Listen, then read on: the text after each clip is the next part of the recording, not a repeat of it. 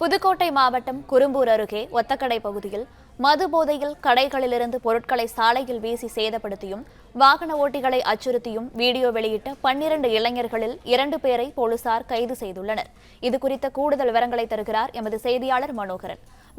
வணக்கம். இது பற்றிய மேலும் விவரங்கள்.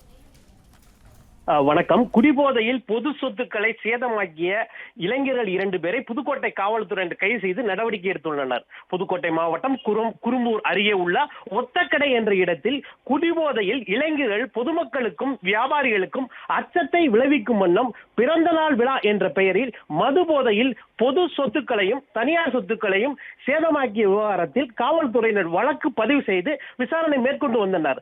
இது பற்றிய காணொலி சமூக வலைதளங்களில் பரவி வந்த நிலையில் தற்பொழுது புதுக்கோட்டை மாவட்ட காவல் கண்காணிப்பாளர் அபிஷேக் குப்தா சார்பில் கடுமையான எச்சரிக்கை அறிக்கை ஒன்று வெளியிடப்பட்டுள்ளது. அதில் காவல்துறையின் எச்சரிக்கையை மீறி இது போன்ற செயல்களில் ஈடுபடும் நபர்கள் மீது சட்டப்படி கடுமையான நடவடிக்கை எடுக்கப்படும் என்று அறிவிக்கப்பட்டுள்ளது.